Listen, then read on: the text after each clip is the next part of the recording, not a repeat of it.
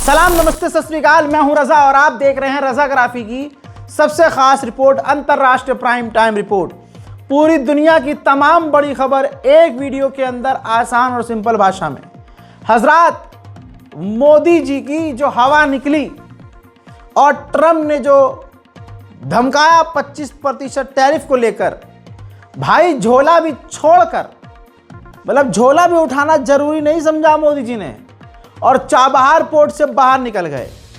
देखिए भारत को कितना तगड़ा नुकसान हुआ है इस मामले में। मैं रिपोर्ट लगा रहा हूं ताकि अंधभक्त जो मोदी और जो खास समुदाय के लोग हैं उनकी औकात आपको दिखे। नव भारत टाइम्स की रिपोर्ट कि चाबहार बंदरगाह पर टेंशन में आ गया है अफगानिस्तान। पाकिस्तान की लॉटरी लग गई है। कैसे? हजरात पढ़ लीजिए, नव भारत टाइम्स में लिखा है। अंधभक्तों, तुम तो पढ़े लिखे हो नहीं, स्कूल बंद करवाने में लगे हो। तो देखो तुम्हारी औकात यह है कि अफगानिस्तान का तालिबान प्रशासन ईरान के चाबहार बंदरगाह को लेकर टेंशन में है। उसे डर है कि चाबहार के रास्ते व्यापार करने का उसका ख्वाब टूट जाएगा। यह घटना तब सामने आई है जब अफगानिस्तान और पाकिस्तान में तनाव चरम पर है। अफगानिस्तान ने पाकिस्तान का रास्ता बंद कर दिया है और व्यापार नहीं करता है पाकिस्तान के रास्ते। ऐसे में चारों ओर से ज़मीनी इलाके में घिरा अफगानिस्तान दूसरे बंदरगाह को ढूंढने में मुश्किल का सामना करना पड़ सकता है उसे। इसका सीधा असर अफगानिस्तान की अर्थव्यवस्था पर पड़ रहा है। अब ये वाला पैराग्राफ पढ़ लीजिए। चाबहार में भारत का इन्वेस्टमेंट फंस गया है। फॉरेन पॉलिसी मैगजीन के अनुसार ट्रम्प प्रशासन ने ईरान के साथ आर्थिक सहयोग करने वाले देशों पर 25% टैरिफ का ऐलान किया है और नतीजों की जांच की है। इस कार्रवाई से चाबहार बंदरगाह में भारत के भविष्य में निवेश पर भाई अंधेरा छा गया है। चाबहार बंदरगाह प्रोजेक्ट के जरिए भारत, ईरान और अफगानिस्तान ये तीनों साथ मिलकर मिडिल ईस्ट यानी मध्य एशिया के तमाम देशों से व्यापार बढ़ाने की, बिजनेस बढ़ाने की कोशिश कर रहे थे। भारत $500 मिलियन इसमें बंदरगाह पर, चाबहार बंदरगाह पर इन्वेस्ट करके सड़क और रेलवे पटरी बिछाने की तैयारी में था और ये इन्वेस्टमेंट हमारा पूरी तरह से खतरे में पड़ गया है। ये वाला पैराग्राफ भी ध्यान से पढ़ लीजिए। इससे पहले अंधभक्तों के पिछवाड़े में हाथ डालकर पलटने का मन कर रहा है मेरा। देखिए, जिसको आप देखिए, इसे कहते हैं कर्मा। जिसको योगी काहे का कहे उन भाई ने, काहे का योगी भाई? जो खुद योगी होके दूसरे धर्मगुरु और योगी का, सनातन के लिए लड़ने वाले का अपमान करे, वो तो आपने देख ही लिया होगा। बाबा के खिलाफ बयान दे रहे हैं। बाबा के सामने बाबा बिठाया जा रहा है। वाह, ये तो होना ही है। लगेगी आग तो आएंगे घर सभी जद में। अब सरकारी बाबा अलग हैं और सनातनी बाबा अलग हैं। सरकारी बाबा सरकार चला रहे हैं और सरकारी बाबा अभी 4 साल पहले कह रहे थे कि ये तालिबान आतंकवादी है, ये तालिबानियों का साथ दे रहे हैं विपक्षी। अब वही तालिबान की सरकार इकलौती इस इलाके में मोदी की दोस्त है। भारत का दोस्त अफगानिस्तान ही है। भाई इधर चले जाओ, बांग्लादेश भारत के खिलाफ, पाकिस्तान भारत के खिलाफ, चाइना दोगला भारत के खिलाफ, तुर्की भारत के खिलाफ, अजरबैजान भारत के खिलाफ, बर्मा यानी म्यांमार भारत के खिलाफ, श्रीलंका मदद हमसे लेता है, गोद में चीन के जाके बैठता है। ये तमाम सच्चाई हैं। तमाम, चाहे गू खाने वाला हो इंसान, चाहे मूत पीने वाला हो, उसको ये अच्छे से पता है कि ये सच्चाई है। लेकिन ये सारी भड़ास, इन हर चीज़ की, मतलब जिस चीज़ की भड़ास आएगी वो भारत मुसलमान और दलितों पर और ईसाइयों पर निकाल रहे हैं, क्योंकि इनका बाप कुछ कर नहीं पा रहा है तो बौखलाहट इनकी गरीबों पर, निहत्तों पर निकलती है। नारेबाजी करता, अरे अब भाई साहब हद ही कर दी तुमने। अपने भगवान को और हिंदुत्व को बदनाम करने वाला कोई और नहीं, आज का ये 2014 के बाद वाला भचपिल्ला हिंदू है, वरना कोई नहीं है। हिंदुओं के साथ हम साथ में रहे, पढ़े लिखे, कभी किसी को किसी से दिक्कत नहीं हुई। आज अगर मुसलमान बाजू से गुजर जाए तो भचपिल्ले हिंदू भड़क जाते हैं, अरे ये तो हमारा देश है, सनातन का देश है, ये मुल्ला जिंदा कैसे चला गया, ओ हो। ये मानसिकता बन चुकी है। अब तो खुला खुला ये बोल भी रहे हैं, मुसलमानों को काटने और पीटने की, जेनोसाइड की बातें कर रहे हैं। लेकिन उत्तर प्रदेश सरकार आपको पता है किसकी है? योगी की ही मानसिकता आज पूरे देश में फैल रही है। और आज आप देख रहे हैं कि मुसलमान, दलित और ईसाइयों के साथ कैसा व्यवहार हो रहा है, जिसके लिए कहा जा रहा था कि अब पूरे इलाके में सिर्फ अफगानिस्तान दोस्त है। लीजिए, भारत अफगानिस्तान के संबंधों को झटका लगा है। नव भारत टाइम्स में ये पूरी खबर छप चुकी है। आर्थिक विशेषज्ञ मोदब्बर ने कहा है कि चाबहार मार्ग से व्यापार करने वाले देशों पर हाल में ही अमेरिकी प्रतिबंध बहुत आक्रामक और धमकी भरा कदम लग रहा है, जो नैतिक मापदंडों को लिए भी खतरा है। इसलिए इस मार्ग से व्यापार करने वाले किसी भी देश पर नेगेटिव इम्पैक्ट पड़ सकता है। फॉरेन पॉलिसी ने इस बात पर जोर दिया कि चाबहार अभी भी भारत के लिए रणनीतिक तौर से बहुत ज़रूरी है, क्योंकि यह अफगानिस्तान और मिडिल ईस्ट तक पहुंचने के लिए भारत के लिए एक वाहिद अकेला रास्ता है। मैगजीन ने लिखा कि तालिबान शासन के तहत अफगानिस्तान में स्थिरता दिख रही है। अफगानिस्तान में हालात ख़राब हो रहे हैं और वो भारत के साथ अपने संबंध बढ़ा रहा है ताकि दोनों मिलकर ट्रेड कर सकें। लेकिन जिस रास्ते से वो अब ट्रेड कर रहे थे, यानी चाबहार पोर्ट से, वही बंद हो गया है और मोदी पीछे हट गए हैं।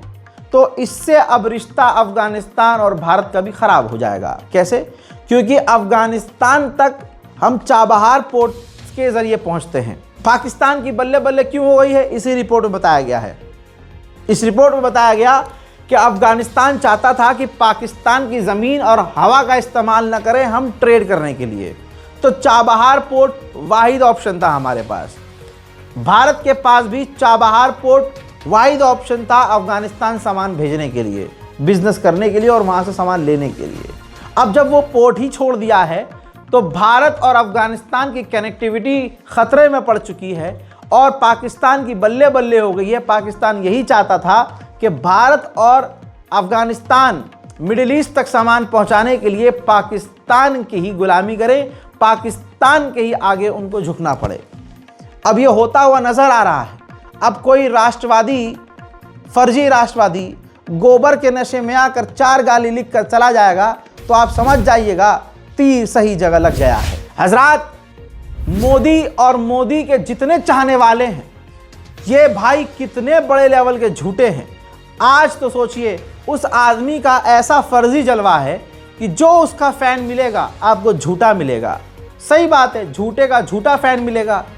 मोदी सरकार ने कहा था कि अमेरिका ने जो धमकी दी कि तेल लेना बंद कर दो रूस से, हम अभी भी तेल ले रहे हैं, जबकि हकीकत यह है कि चुपके से रूस से तेल लेना ना के बराबर कर दिया है हमने।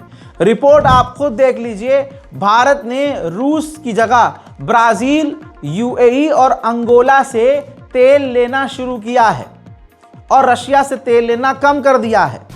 इसीलिए तो डोनाल्ड ट्रंप ने कुछ दिन पहले कहा था कि मोदी मुझे खुश करने की कोशिश कर रहे हैं। न जाने प्रधानमंत्री ट्रंप को खुश करने के लिए क्या क्या करेंगे आगे। वहीं पाकिस्तान की रणनीतिक तौर से हर जगह जीत हो रही है और ये जो सनातन सनातन बोल करके जो जुल्म कर रहे हैं दूसरे धर्म वालों पर, इससे भारत की इमेज पर आगे और बुरा असर पड़ेगा। आप देख रहे हैं कि भारतीयों को हर जगह चूतड़ पर लात खानी पड़ रही है विदेशों में।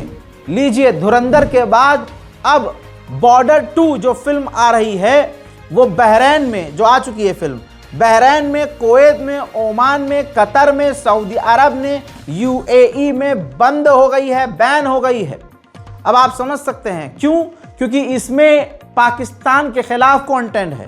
पाकिस्तान के खिलाफ इसके अंदर पूरा जो पूरी फिल्म है पाकिस्तान के खिलाफ है। तो आज यूएई और अरब देशों का हाल ये है कि एक फिल्म में भी पाकिस्तान की आलोचना बर्दाश्त नहीं है उन्हें। तो रणनीतिक तौर से ये पाकिस्तान के बल्ले बल्ले नहीं तो फिर क्या है, सोच के देखिए। फिर भी अंडुए चिल्ला चिल्ला कर कहेंगे मोदी है तो मुमकिन है, मोदी है तो मुमकिन है, मोदी चाहिए, सड़क नहीं चाहिए, पानी नहीं चाहिए, हवा नहीं चाहिए, मंदिर चाहिए। औकात इनकी ये है। ये देखिए, भारत की एंटी ड्रोन शील्ड चेक कर रहा है पाकिस्तान। ऑपरेशन सिंदूर के बाद से 800 ड्रोन भेजे, 800 ड्रोन, लेकिन सेना ने 240 मार गिराए। अब यहां पर मैं सवाल करना चाहूंगा, जब भारत की एजेंसियां कह रही हैं कि वो हमारे एंटी ड्रोन सिस्टम को चेक कर रहा है पाकिस्तान, और उसने 800 ड्रोन भेजे, तो हमने सिर्फ 240 क्यों मारे? हमने या तो कम से कम आधे मारते, 400 मार के गिराते, या 800, हमें तो 800 मार के गिराने चाहिए। और अगर 800 ड्रोन भेजे तो अब तक हमने एक मिसाइल क्यों नहीं गिराई, हमने ड्रोन क्यों नहीं भेजा? लेकिन सवाल नहीं कर सकते दोस्तों, क्योंकि सवाल कर लिया जाएगा तो पुलिस आपको जेल में डाल देगी। समझ रहे हैं आप? मिट्टी का शेर पाला है, अब भुगतो। अभी तक तो हम भारतीयों का मजाक उड़ाया जाता था, हमारे कानपुर का मजाक उड़ाया जाता था। भाई यार, कानपुर के लोग बोलते कम है, पिचकारी ज़्यादा मारता हूँ। और ऐसे ही लखनऊ के नवाबों का, लखनऊ के लोगों का कि भाई अरे बड़ा पान, आजमगढ़ के लोगों का मजाक, अरे बड़े पान खा, पनवाड़ी हो एकदम यार। हट हजरात, हम तो आम लोग हैं, ये आम लोग हैं। पाकिस्तान की हालत आप क्या ही समझेंगे। पाकिस्तान की मेंबर ऑफ पार्लियामेंट महिला, भाई उसको स्पीच देनी थी, और वो इतनी बड़ी पनखोड़ी, हाँ नाम देखिए पनखोड़ी, इतनी बड़ी पनखोड़ी कि भाई मुंह में, जितना बड़ा उसका मुंह है उससे बड़ा मुंह में पान रखकर जो स्पीच देने के लिए पहुंच गई है। अस्सलाम वालेकुम, अस्सलाम। अच्छा जनाब, मेरा वज़ीर मौसूफ से ये सवाल है कि खेलों के मुकाबले में जीतने वाले जो है वो ख़वातीन को इंटरनेशनल सतह तक लाने के लिए क्या आपके पास ट्रेंड कोचेज़ हैं, और किस हद तक ख़वातीन को आपने 2022 से लेकर और 24 तक? मोहतरम हजरात, इस वीडियो के आने के बाद पाकिस्तान में इस महिला एमपी की जमकर आलोचना हो रही है। अगली बड़ी खबर बिना समय बर्बाद किए जरा इस वीडियो को देखिए।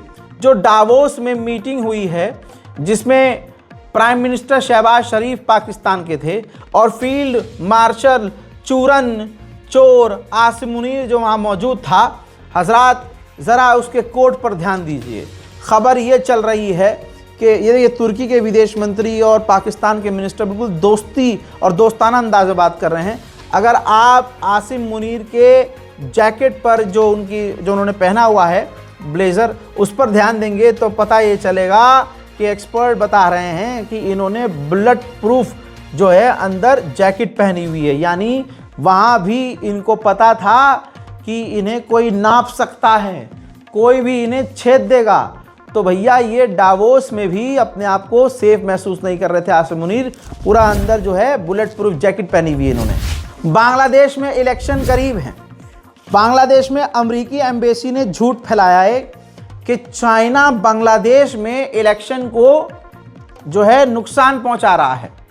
चाइना ने तुरंत, क्योंकि चाइना का प्रधानमंत्री मोदी थोड़ी है, चाइना ने तुरंत पलटकर जवाब दिया और कहा कि जो अमेरिका की सरकार है बांग्लादेश में माहौल ख़राब कर रही है और चुनाव को बिगाड़ने की कोशिश कर रही है। हमारा बांग्लादेश के चुनाव में कोई भी रोल नहीं। अच्छा, ये जो टन टन टारा वाले हैं, टनाटन टारा, हजरात इनका दोगलापन देखिए। इनकी औकात ये है कि जब बांग्लादेश में हमारा कोई मासूम हिंदू मारा जाता है तो इनके पिछवाड़े में गू नहीं होता कि बांग्लादेश की एम्बेसी को दिल्ली में ये घेरे जाकर, बल्कि ये क्या करते हैं, ये किसी गरीब मुसलमान को पकड़ते हैं, उसकी दाढ़ी पकड़ के बोलते हैं बोल जय श्री राम। समझ रहे हैं? किसी दिन सामने वाला मिल जाएगा ना सच में अल्लाह अकबर वाला, तो अच्छा वैसे भी ये झुंड में चलते हैं, सुअरों का झुंड, तो हमेशा सुअरों से बचना चाहिए, नजिस होते हैं ना। और ऊपर से भाई सुअरों का झुंड, बेरोजगार झुंड चल रहा है, एक अकेले गरीब फेरी वाले को पकड़ लेते हैं, वीडियो बनाते हैं, शेर बन जाते हैं।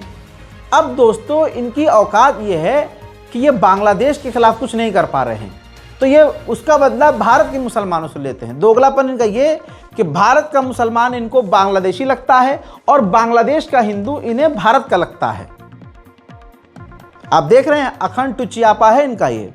हजरात यही नहीं, भारतीय मुसलमानों को कहते हैं ये बांग्लादेश का है, इसे बांग्लादेश भेजो, लेकिन इनका बाप शेख हसीना को भारत में छुपा कर बैठा हुआ है और बांग्लादेश मांग कर रहा है कि भाई 4 बार मांग चुका है कि शेख हसीना को लौटाओ, लेकिन नहीं, शेख हसीना यहाँ भारत में ही रहकर बयानबाजी कर रही है। ये देखिए दोबारा से बयान दिया है दोस्तों। शेख हसीना ने कहा है कि यूनुस हत्यारा है और उन्होंने कई तरह की बातें की हैं, जिसमें उन्होंने कहा है, देखिए दिल्ली के फॉरेन कॉरेस्पोंडेंट क्लब में सेव डेमोक्रेसी इन बांग्लादेश कार्यक्रम में उनका ऑडियो पैगाम सुनाया गया, जिसमें उन्होंने आरोप लगाया कि यूनुस के नेतृत्व में बांग्लादेश अवैध, हिंसक और अराजक दौर से गुजर रहा है। 5 अगस्त 2024 के बाद से लोकतंत्र निर्वासन में चला गया है, खत्म हो चुका है। हसीना ने कहा कि देश को एक जेल में बदल दिया गया है, मानव अधिकार कुचले जा रहे हैं, प्रेस की आज़ादी खत्म हो चुकी है, महिलाओं और अल्पसंख्यकों पर हमले बढ़े हैं। उनके मुताबिक राजधानी से लेकर गांव तक कानूनी व्यवस्था ढह चुकी है। उन्होंने दावा किया कि उन्हें 5 अगस्त 2024 को एक साजिश के तहत सत्ता से हटाया गया। उसी दिन से देश में आतंक और अराजकता का दौर शुरू हुआ।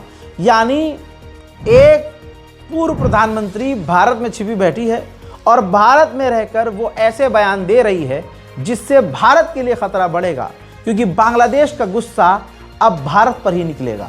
और बांग्लादेश बोल चुका है कि हमारी भगोड़ी महिला को, जिसका भारत से कोई लेना देना नहीं है, उसको भारत क्यों बचा रहा है, भारत को हमें सौंप देना चाहिए। भारत ने बांग्लादेश में मारे जाने वाले हिंदुओं का सवाल कर लिया और बांग्लादेश से कई बार कह दिया कि भाई अल्पसंख्यकों पर ध्यान दो, हिंदुओं को जिस तरह से आपके यहाँ मारा जा रहा है। तो तौहीद हुसैन जो बांग्लादेश के विदेश सलाहकार हैं, उन्होंने बहुत ख़तरनाक बयान दे दिया।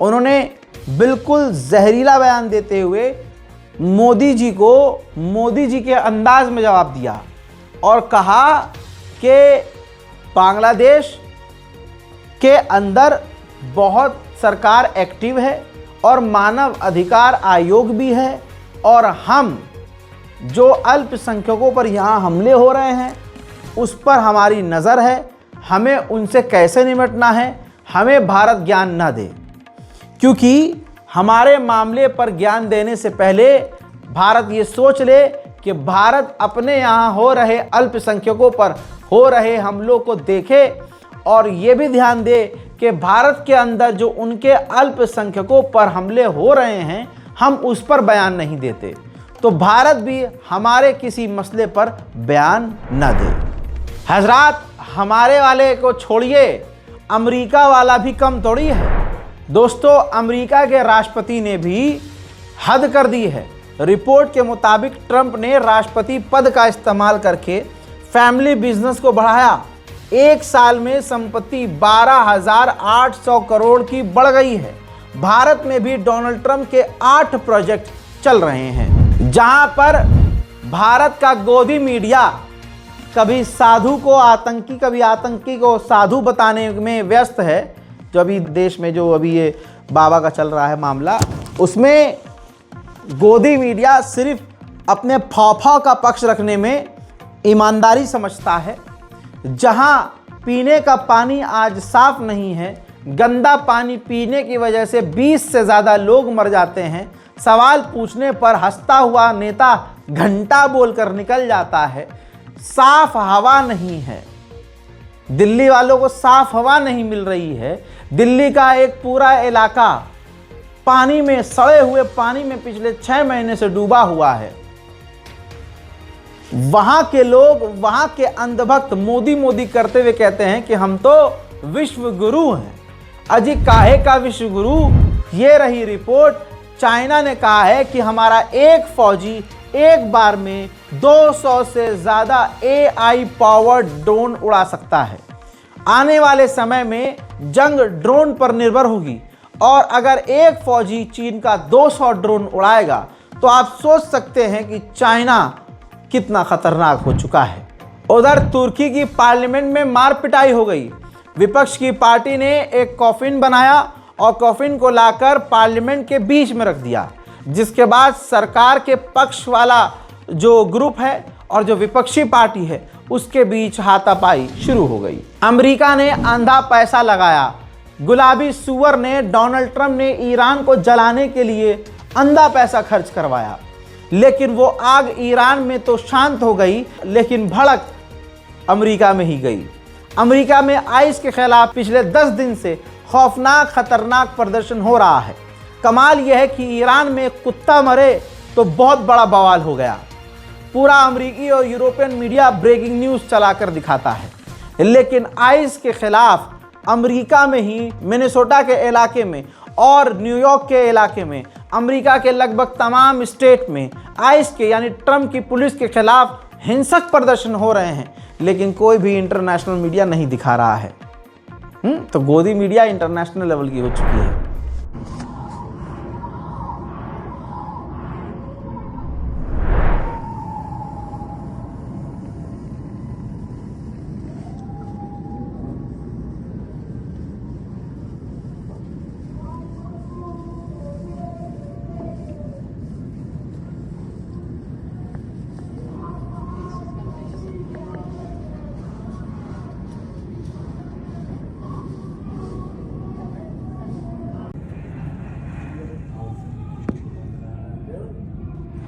उधर भारत में नरसंहार बिल्कुल करीब आ चुका है।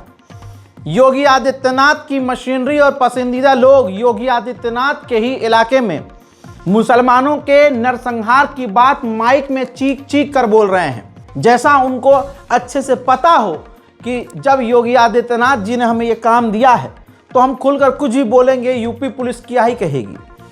कमाल यह है कि जहां मुसलमानों के नरसंहार की बात दिन के उजाले में माइक में चीख चीख कर कही जा रही है और यूपी पुलिस अंधी, बहरी और गूंगी हो चुकी है, वही यूपी पुलिस घर के अंदर शांतिपूर्वक तरीके से घर वाले की मर्जी से 8-9 लोग नमाज क्या पढ़ लेते हैं कि सनातन धर्म हिल जाता है, सरकार हिल जाती है कि ये तो सनातन को नुकसान पहुंचाया जा रहा है, ये तो हिंदुत्व को नुकसान पहुंचाया जा रहा है। ऐसी है योगी आदित्यनाथ की मानसिकता। तो आप सोचिए, देश का बेड़ा गर्क नहीं होगा तो विकास होगा? जरा देखिए और एक एक जुमले को सुनिए। इस पर अभी तक FIR नहीं है और FIR होगी भी नहीं। और मान लीजिए FIR हो भी गई तो भाई गिरफ्तार होने से पहले ये रिहा हो जाएगी। अब जब रिहा होगी तो ये और बड़ी नेता बन जाएगी। यही इनका ब्लूप्रिंट है, यही रिपीट होता रहता है। अब मुसलमानों को सोचना होगा कि उन्हें क्या करना है। हिंदुओं को ही मार रहे हैं, हम इस भारत के अंदर अब इनको और बर्दाश्त नहीं करेंगे। अगर वो आपके 2 लोगों को नहीं मानते, आपके दीपू चंद्र दास को जिंदा जला रहे, आप उनके 100 लोगों को खत्म करोगे तब जाकर शांति आएगी। वो आपकी एक हिंदू बहन को भगा रहे हैं, आप उनके हरामखोरों के 100 को भगाओगे तो जब जाकर शांति आएगी। वैसे भी उनकी तो इतनी ज्यादा फसल पड़ी हुई है, थोड़ी तो कम करनी पड़ेगी ना अपन को। तो मेरी जितनी भी माताएं बहनें, उनसे मेरा एक ही अनुरोध रहेगा कि भाई आप लोग पूरा घर चलाते हैं, आदमी देखो कमाई करके घर लेकर आता है पैसा, लेकिन आप उसको पूरा मैनेज करते हैं। इन मुसलमानों से अगर आप हजरात, आप जानते हैं जब आप जोकर को अपना घर का जो है माई बाप बनाओगे तो वो जो जोकर है उसे सर्कस के अलावा आता क्या होगा? ऐसे ही जाहिल को तुम चुनोगे तो वो जहालत को ही आगे बढ़ाएगा। अब जिस आदमी के जो लोग फैन हैं, राजधानी दिल्ली में केजरीवाल ने जहां वर्ल्ड क्लास स्कूल खुलवाए थे, योगी और मोदी को पसंद करने वाली भीड़ चलते फिरते स्कूलों को बंद करवा रही है और आपको अपनी आंखों पर यकीन नहीं होगा। ये है आज के हिंदू भाई।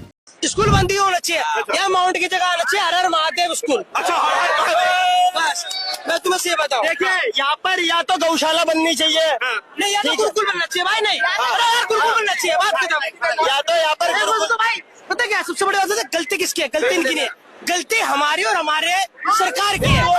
हजरात, खुशबू पांडे लगातार दिल्ली के अंदर, सोचिए 26 जनवरी है, टाइट सिक्योरिटी है, आतंकवादी धमकी दे रहे हैं कि 26 जनवरी को ये कर देंगे और वो कर देंगे।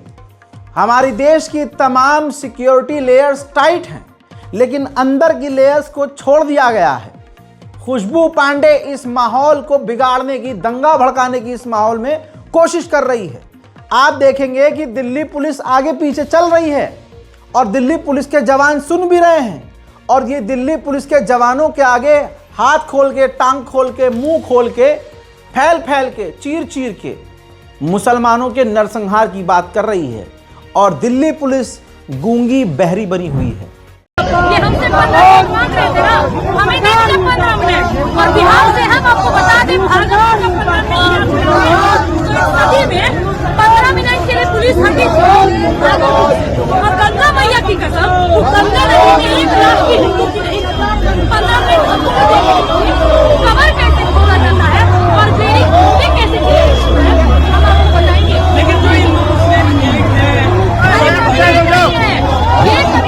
अभी भी अपने बच्चों को इस झूठा इतिहास पढ़ाना बंद करिए।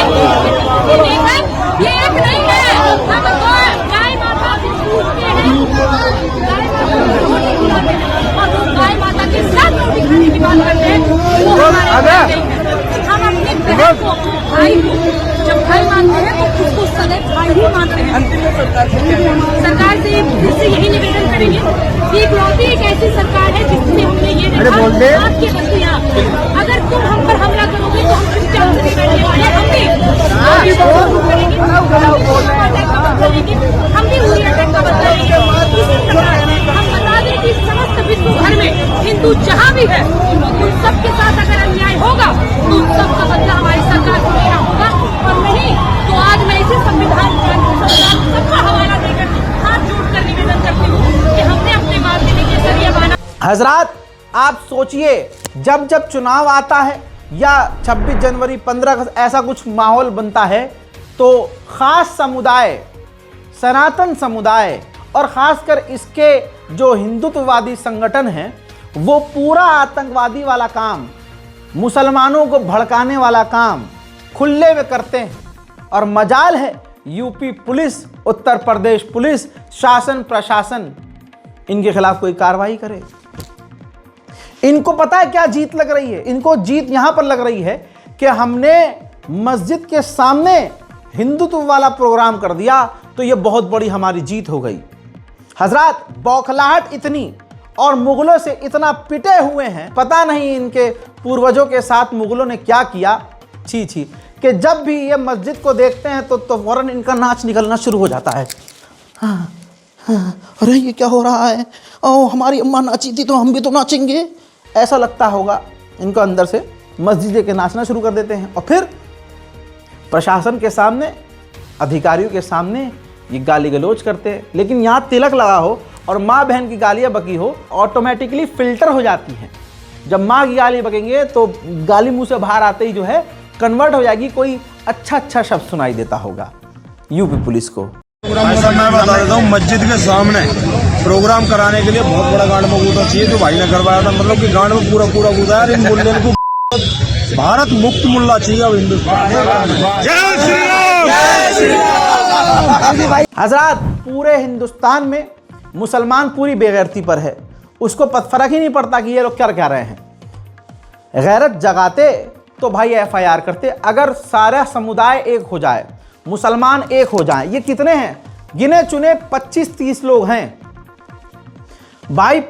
अगर भारत का मुसलमान संविधान पर भरोसा करके देश के हर इलाके से इन पर FIR मजबूती से करे, पता है प्रशासन FIR नहीं करेगा, पता है अच्छे से, लेकिन अगर मुसलमान